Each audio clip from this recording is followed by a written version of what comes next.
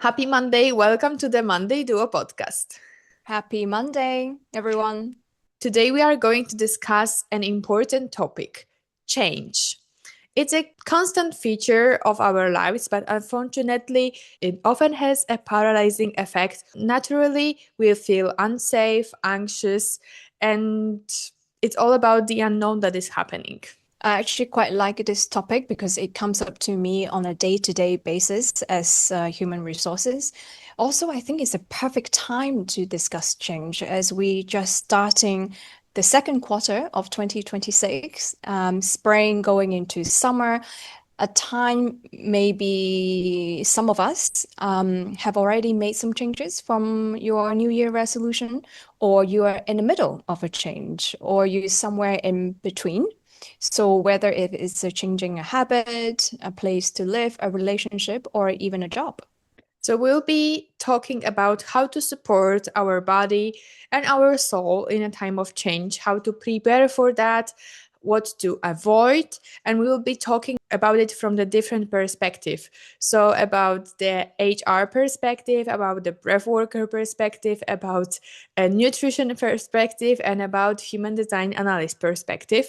So, stay till the end because we have so many things to discuss. Yeah, so if you're looking for practical tips on how to cope with change, you're in the middle of it, you are thinking to make a change, or if you want to feel more positive about the whole idea, you need to stay with us. Yes, so let's dive into it. Now, as you said, Magda, change is a part of our everyday lives. It actually affects all of us here. What is your point of view? What do you feel about change? So, change some years ago has this paralyzing effect on me. I was terribly afraid of change. I think I didn't have enough inner stability and peace to feel safe when this time comes along. I suppose the biggest change I have in my life is my spiritual transformation. So, Hmm. in this period of time, I changed my job. So, I quit my lawyer life and I changed in a soul type. So I started to be more calm. I started to meditate. I started to looking for inner peace. And that was the biggest challenge in my life, I can say it for sure. But people were asking me if I was afraid. And yes, let's make it clear, I was afraid. I wasn't feel safe, but I was having this feeling that I'm changing it for my better life. I didn't know where the change will finish, so I just know that I wanted to change. I wanted to be more calm. I want to do things that make me happy. I didn't know what are the things because I found my path later, but I have this Mm. strong feeling that I'm going into the right direction. And this is what helps me in so many ways. But I was afraid, let's say it clear.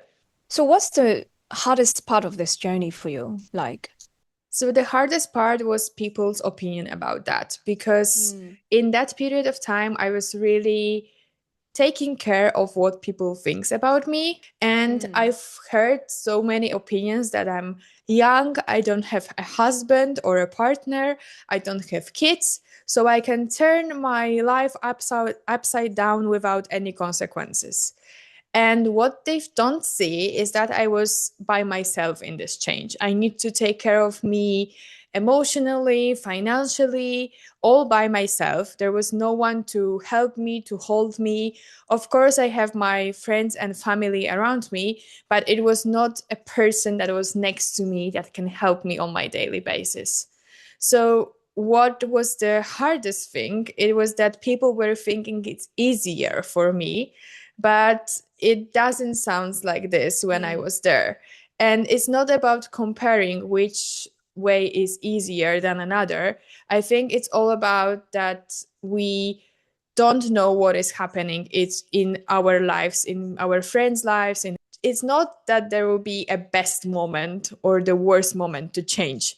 The change will happen if it's ready to go and if you are ready to make a change. So, what I would like to advocate here is that just try not to judge your friends and family if they have easier to do the change or if it's harder, because it's there will be always something going on in your life, and there will be pros and cons on every way. I agree because I don't think there is a best moment for change because sometimes it just comes to you and you have to make a decision on the change and whether or not you're ready. For me, change is only constant since a very young age. So from moving to a different country, changing jobs, relationship, location to live. So I do have a mindset where actually I'm always up for change. I feel like it's a challenge for me and I love challenges and I feel excited about change most of the time. However, from an HR point of view, people come to me when changes happen at work, or from a nutritionist point of view, client needs to change a new diet habit. And like you said at the beginning, it scares them and it makes them stress as well. So I understand why change can feel hard and also emotional draining at the same time. I think my point of view about change changed when I changed my life some years ago. So before that, I was feeling, as I said, paralyzed. But right now, as you said, I'm happy when the change is happening. I know Mm. that something new will occur. I'm excited because I know that my life flows in good direction because changes brings new energy, new vibes sometimes. And of course, it sometimes feels stressful, but I'm happy about that right now after some years. But I know I can resonate with both feelings, the paralyzed effect and the happy as you are. So, from HR point of view, when people come to you, what are the common reactions? Like you said, changes can create uncertainty and it's like you loss of control, right? So it triggers stress and sometimes it reduces performance temporary too, which is normal at all sense. People are in shock, in denial, they're feeling anxious, they resist as well. So, for example, if you were to say, "Hey, you're changing team tomorrow," or in the next month, first of all, you're actually quite shocked about this news. You feel like, why is this happening to me? You try not to believe it. You feel nervous because you don't know what's going to happen in the new team, what's your new role. And perhaps you resist the change. I don't want that. I'm doing well here. Why am I doing this, right? So it Maybe happens maybe you are thinking that you've done something wrong, that someone is making a exactly. change or something like that. Exactly. Yeah. So it could be changing a new team, you have a new boss, or even changing relationship. So it creates that really uncertainty and you will feel anxious most of the time. So it is very normal. So at workplace, I would say I noticed there are different profiles, how people manage change. The first one will be the early adopters. So they see change, maybe just like you, Magda, they feel excited. They're like, okay, I'm on board of this change. I am up for it. So they manage to move quickly into the new change. But there are also people that who are just wait and see what's going to happen. I'm not too sure. Maybe I'll just wait for a bit. And then the third one will be the ones who are protecting the old ways of doing things, right? So very skeptical about this change. I might not just do it. But actually, right now, I would say, especially we are with technology, with AI, what I can see is that those who are the early adopters usually are the one is going to survive, are the ones going to go to climb up the ladder quickly because they are quick into adapting into the change.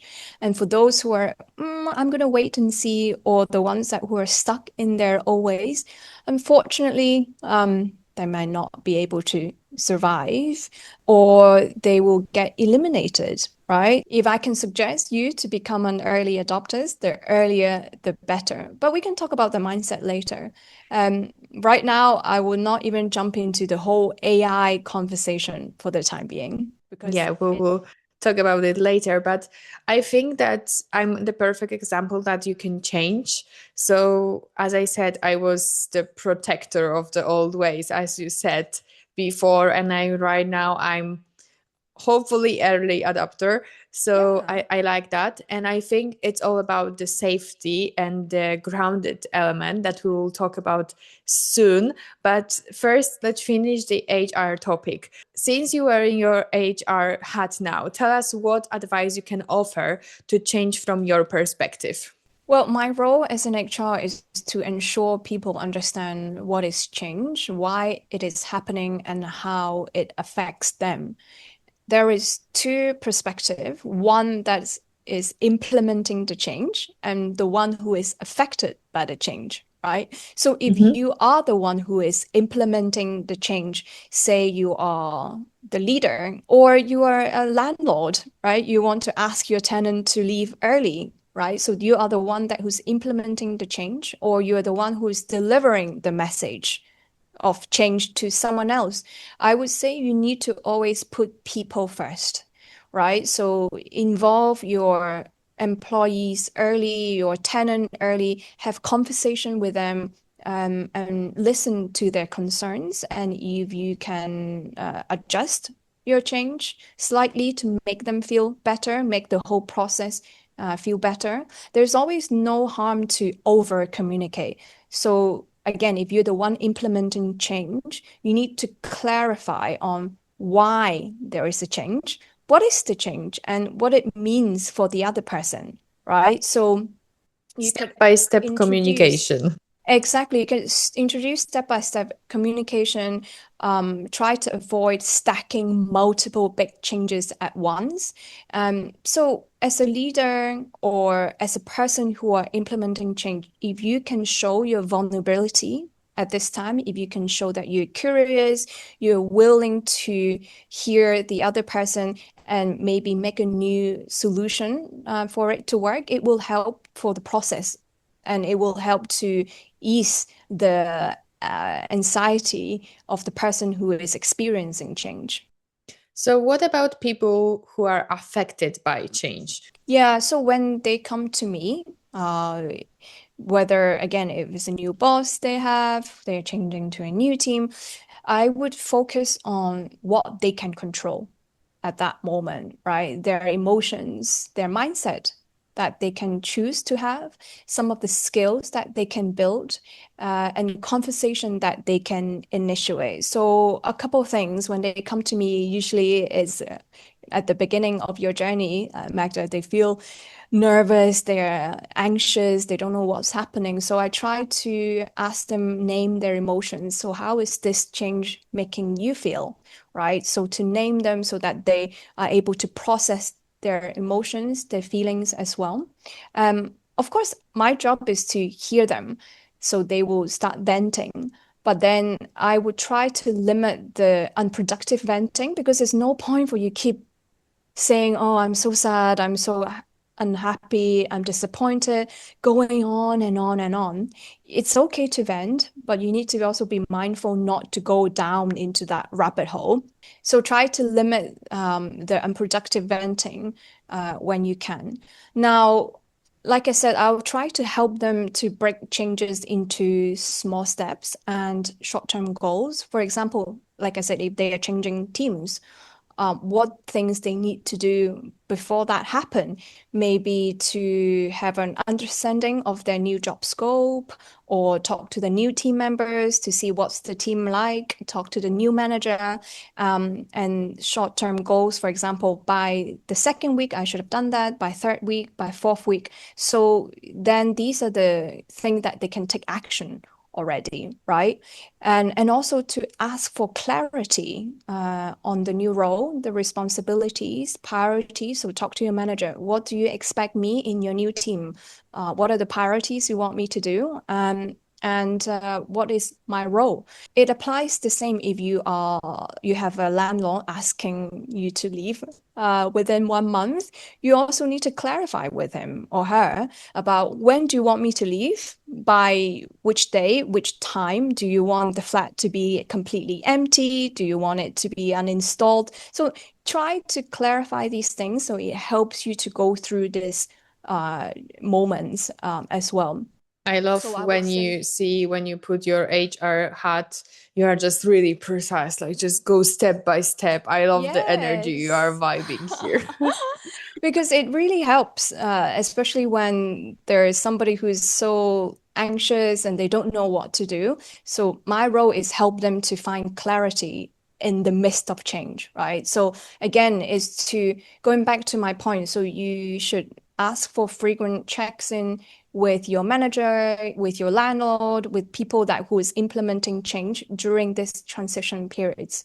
Because when you're focused, when I share these steps to the employees, when they focus on doing all these things, sometimes they even forget about the anxious feeling they have with being in the change because they're already focusing on the next thing that they can achieve, all these actionable things. And at the end, I would try to help them reframe the whole change. It's a way that they can look for potential growth, some new learnings, maybe even career opportunities as well, right? During the change. But again, not everybody will get to that stage, which is fine. First of all, is for them to acknowledge their feelings and what are the things that they need to get through during the whole change period. And then at the end, if they can find something for potential growth, that's perfect for them, right? So it's the same for you, Magda, because you've gone from feeling anxious about change to now you welcome change to a certain extent. But how do you cope with that? So, based on my own experience, I believe that grounding is the most important thing during the period of change. Mm. When I began my journey of change, I wasn't grounded myself properly. So, my body did it for myself. As I said in a previous episode, I gained a lot of kilos through the period of change because I didn't grounded myself properly. So, I just starting the meditations, I just starting the breathing exercise, but I wasn't putting so much attention to that as I should right now. That's my outcome of that period of time. So my body just grounded itself by the kilos that I gained. And I think that the first thing we need to do is a grounding properly. So to make you feel safer in unsafe environment, because change might feel both ways, the happiest and the anxiety. So just for you to be grounded and feel more safe during the time of change. And how do you use your breathing to cope with change? The most grounding exercise that I know and that helps me a lot is visualization of the tree. The tree is really like it puts this grounding elements because tree had roots, tree had like strong core, and tree had like beautiful leaves. So step by step, just sit in your comfortable position, close your eyes, feel your breath, and first of all try to focus with your breathing to your legs and to your feet. Try to take breath there, just to your feet and legs. And then visualize that from your legs, there are roots that are coming, like from the tree. So you will feel the connection with the earth, with the ground, and you will feel much more safer even from this visualization. So, whenever you need, you can breathe out everything that you don't like to the roots. So, like the stress, anxiety, and not feeling safe, all the insecurities that you have. And you can breathe in from the roots wherever you need, like the independence, strong, braveness, whatever you like, joy about change. And that's the first step. So you just visualize that you have roots like a tree and you can feel much more safer. Then you can put your breath to your core. So as a tree have a core, strong core that helps them stand on the ground and, look really magnificent. So you can breathe more into your chest, into your heart to feel much more safer. And last part is to breathe into your upper body. So here around your neck, around your head, and just visualize that you will have like leaves, like a tree. And this part of the tree is more free, more loosey, more reacting to the wind that is blowing. So you will feel much more light, much more freedom, much more space for you. And that visualization help you keep grounded first, then feel your strength, and then put a little bit more freedom to your everyday vibes and emotions. And you can just sit it for it's don't need to be like 20 minutes meditation or 40 minutes. It can be like 5 minutes meditation. Of course, it's nice to start with the longer version so your emotion, your core, your breath will adapt to that exercise. But then you can just sit for like 1 minute, 5 minutes, and just go quickly 3, 4, 5 breaths to your roots, 3, 4, 5 breaths to your core, 3, 4, 5 breaths to your leaves, and that you are totally ready and much more safer in your environment. I like that when you talk about a tree, it reminds me Groot from Guardian of the Galaxy. That tree. However, it does not have leaves, but you can visualize it yourself, I'm sure. But that's Yes. the image it came up from me.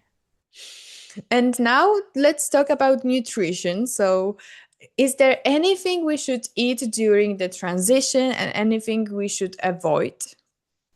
I think in general, when you're stressed, you don't really have time to think about what to eat, or eating healthy becomes less of a priority to you when you're so anxious, you're stressed at that time. So I would just say have some snacks or some comfort food for you to make you feel at ease, to make you feel comfort. So it's okay to have your chocolate, have your crisps, not all the time, but when you're very stressful, I think it's okay. I mean, there are, of course, food that helps you with reducing stress. But again, when you at that moment, you're managing change, you're managing, the things that I talked about, how to make steps, how to make constant communication. I don't think, again, you'll have time to think about what to eat in particular, or, to put it on your grocery list, right? But generally speaking, is try to prioritize balanced meal. So again, up into your protein, your fiber, your healthy fats to stabilize your blood sugar and mood. Very important. And eat regularly, right? Not to skip a meal or skip two meals because it irritates you even more. Hydration, definitely very important because if you're dehydrated, it can actually increase stress. And I would say try to limit stimulation. So if not to have too much coffee or too much sugar, because again, it can increase anxiety and disrupt sleep. I think that's really important because I remember in my time of change, I sometimes skip meals or I just eat quickly, and it wasn't good for my body, as we Mm. already mentioned. And I like that there are some foods that, that we are okay to eat some snacks, like we give ourselves a permission to do that Yeah. because I think that there are a lot of people. I was that person too, that I was thinking about myself badly when I eat too much snacks or I just like have the cravings for snacks. Right now, as I said in a previous episode, it changed, but I know that it might happen. So don't worry, you can eat a snack, a chocolate or Not too chips or much something because like, then yeah, it not too becomes much. Yeah, but because still. it becomes a vicious cycle. If you're stressed and you have too much crisps, then your stomach is not well. And then again, going back to the gut-brain relationship, then you become more stressed. So definitely not too much, but moderation. But like you said, try not to skip meals, even though when you're experiencing change, experiencing stress, and just to take care of yourself. I think that's really important. Now, Magda, can we say that some people cope with change more easily than others in terms of human design? We can discuss it in the context of stress. So, whenever you see your body graph, there is a square on the down part of the body graph, so the first center from the bottom, it's a root center. And whenever it's color, so it's brown or it's white, it depends how we cope with stress. If this center is brown, it means in human design defined, you were able to process stress. So the process of change might be easier for you if you had this center brown. You can be much more easier to adapt to stressful situation. It might be easier for you to deal with stress. So the change might not be so stressful for you. Whenever center is white, you might not only absorb the stress that you are feeling, but just absorb the stress from the environment around you. So stressful situations might harm you more than others, and it might drain your energy even. Whenever it's colored in, means brown, or whenever it's undefined or open, so it's white, it depends how we cope with stress. So whenever your center is white, so it's harder for you to cope with stress, just give yourself time to cope with stress. So try to think more about the breathing exercise, try to be more gentle towards yourself, try to think about where this stress comes from. Is it really my stress, or is just stress for environment around me? And whenever you are someone who is like with a brown center, so with the defined center, and you deal with stress really easy, remember that there are people who are not so good at dealing with stress as you are. Try not to put so much pressure on others when they are scared or stressed. Try to be more welcome to them that they are might feel overwhelmed or something like that. So I think it's important to know this balance to deal with our change and change that happening around us much more better. I love that how human design, when we talk about the root center, links back to the breathing exercise that you mentioned, visualizing a tree, that you're grounded, that your foot are on the ground, you're rooted. It seems there are some sort of connection, and I like that. The tools that I'm using, I'm trying to always use it together because they work separately too, but it's easier to incorporate some ideas, some topics from different tools with using another tool. This is why I'm specialist in different tools, so I can, mix them around. And I love that Yeah. so much. Yeah, and I think, like you mentioned, no matter what tools that you opt into or in whatever ways that you want to look at it in different perspective, at the end of the day, when change happens to every one of us, I feel like the first thing that we need to do is the breathing exercise, just to calm yourself down and to name your emotions, whether you're excited about it, whether you're not so happy about it, whether you're disappointed about that change. Once you've done that, then you can think about, okay, what are the actions that I should do now to make this happen instead of keep venting about this change that you have. I feel like this is a universal things that we could opt into when change happen. Again, no matter if you a change of job, a relationship, a place to live, a change of life status, you are having a baby, you're becoming a father, a mother. I think the thing that I can take away is definitely the grounding practice that Magda you share. And then the practice maybe from my side is, okay, what's next? How do we tackle it together, right? Yeah, I love that we are multitasking. You are an HR and nutritionist. I work with breath, with human design, with psychonumerology, with yoga. It's so nice that we have different tools that we can share in one episode from four different perspectives to our Yes. audience. I love that. And I love that we share the HR tips because for me, your HR hat is much more logical, it Logical, matches yes. more, it matches my lawyer life. So it's always a nice takeaway to go back a little bit more to the logic, to my older, True. like to my past self, and to see how I incorporate it right now when I, more into like flow with the flow. And I love that because it matches, like, even the logics match the breath, Spiritual. and the breath match the logics. We can use it in different situations with different people in different environments, and it still applies.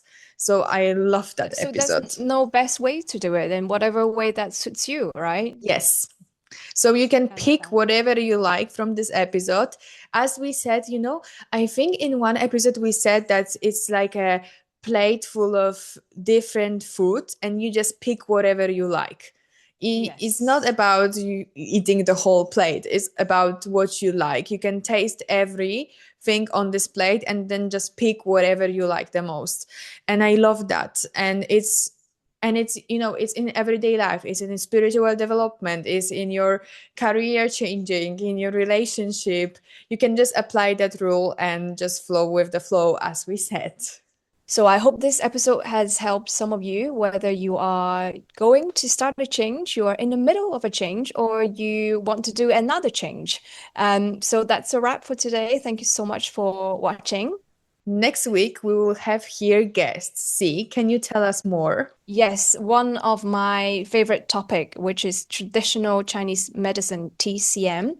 I am going to invite a TCM doctor, Dr. Lam, to tell you all you need to know about basics TCM, because nowadays there are so much information out there, what to do, what to eat. So hopefully there are some simple ways that you can also incorporate in your everyday life.